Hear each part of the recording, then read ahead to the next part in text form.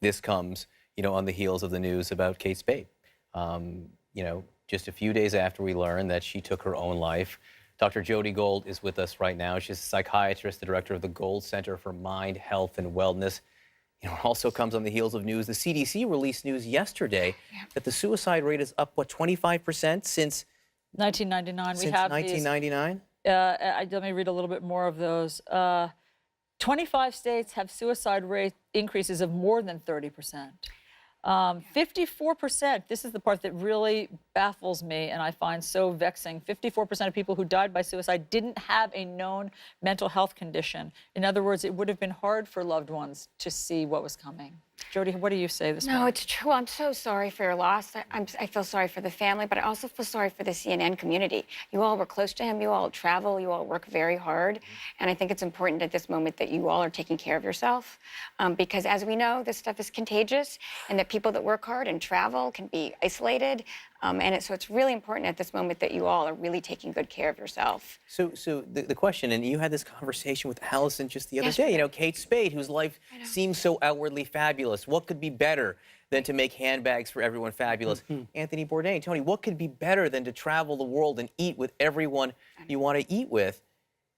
So how do you explain that? So to be clear, success does not protect you from depression and it doesn't protect you from suicide. I think we'd all like to. I mean, yesterday, I think we were speaking about the fact that what was striking people about Kate Spade is that you didn't think that she fit the bill of someone that would kill themselves. She was successful and glamorous, and so was Anthony. I mean, he was authentic and real and seemed to embrace life. So it doesn't seem like the bill of the type of person that kills themselves. But to be honest, there isn't one type. 2/3 of people that kill themselves have a diagnosis of depression or anxiety, but 1/3 of them do not. And a lot of that is because they haven't gotten the kind of help they need. I mean, the increase in suicide is so sad. One of the things that strikes me here and worries me is that I do think this is quite a similar suicide to Kate Spade in terms of the method of the way he killed himself. And I want to ask you about that because when you say it's contagious, do you mean suicide is contagious? Yes. Okay, I want to talk about this because that's part of why we don't talk about it on the air, because we fear copycats and we fear contagion, so we don't want to talk about it, but then that leads to the stigma. And so this is a really dicey area. So how should we handle this? That's why we have to talk about it in the appropriate and thoughtful way. The solution is not to not talk about it, but because we stigmatize it. But at the same time, we have to not sort of glamorize it or idealize it. Like, I don't love that 13 Reasons show that's on that glamorizes suicide. We have to talk about it. It's contagious in the sense that people get obsessed and preoccupied with celebrity or suicides that are close to them. And it does increase the risk. So in terms of the Kate Spade and Anthony Bourdain, if you have friends or family members that really can't get over these suicides, of course, right now, everybody's in mourning, and that's appropriate. I'm not talking about that. I'm talking about in a few weeks. The people that really are obsessing over it, they're talking about death all the time, that is a risk factor, and those are the people you should be reaching out to. So it does happen in clusters, and we see it all the time. We see it in celebrities. We see it in schools and communities. At NYU, there was just recently 2 suicides very close together. So we really see it. So that's why we have to really talk about it and start destigmatizing it. So the deal is that depression is real. There are always warning signs. Of course. Like what? What should people be looking for? So they should be looking for any change in behavior. So, for instance, I'm not sure if Anthony's social media history might have changed. 4 days ago. 4 days ago were the last tweets. Is that unusual for him? Hard to know. He was out. He was shooting a story in France. He could have needed to go to work instead of being on social media. So I think if you have a friend or family member that's on Twitter 5 times a day, and you're a little bit worried about them, and all of a sudden they go to radio silence, that would be a risk factor. Now, I'm not suggesting that everyone that takes a healthy break from social media is at risk for suicide, but what we do see is a change in behavior.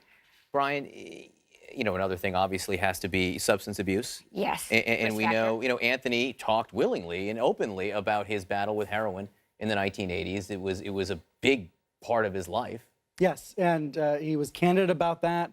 I think on the program, obviously, we see him drinking, celebrating, having a good time.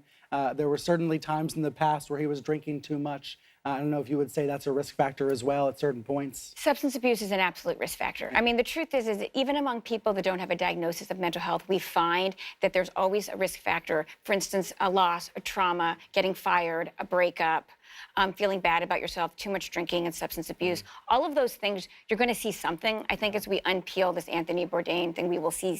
Yeah, we don't know. But we don't know. Again, we just don't know. I mean, he did love to live. He says your body is not a temple, it's an amusement park. enjoy the ride. You know, And you can he- look at that a lot of different ways. But I was thinking about this stigma point. I don't think I've even ever told my wife this, but I have an uncle that I never knew because he killed himself before I was born. And it was a family secret, never talked about, and didn't even know until I was older. Right. I'm thinking about that stigma issue that affects so many families. It applies to so many families.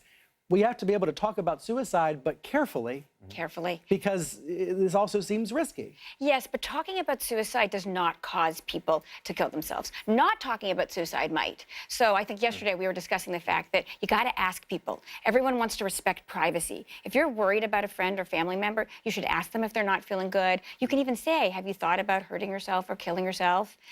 And then if they say yes, what do you do? Well, I think if someone says yes to that, your red flags go up and it's time to get them more support. Doesn't mean they necessarily have to go to the emergency room, but it does mean that you need to call a therapist, you need to call a doctor, you need to call a family member. We know that isolation and alienation is a big risk factor for suicide, and just connecting and spending time with them. And also, I mean, I just want to say that depression obviously is so common, okay? It's so common, and we need to remove the stigma from that too, Yes. because when you're in it, you think that it will never lift. I've had dark days. I've had bouts of, in my 20s and early 30s, I've had a dark cloud that I thought wasn't going to lift. And sometimes it can be situational, a breakup, a loss of a job. But those things do change, and time changes, and medication helps, and Yes. therapy helps. Yes. There are things out there for people who think that they are in just a downward spiral. There are things that can lift the cloud, and we need to talk about that also. So suicide is preventable. I mean, it's one of the top 10 causes of death in our country, and it's actually preventable.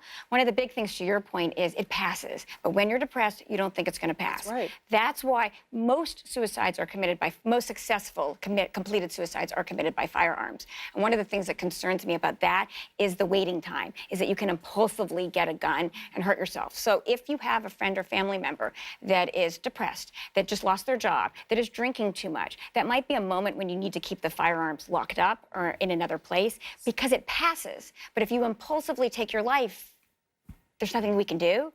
So the message out there is to wait and to connect and to call the suicide hotline and to know it's going to pass. I want to put the hotline up one more time for people to see. This is the Suicide Prevention Lifeline, 1-800-273-8255.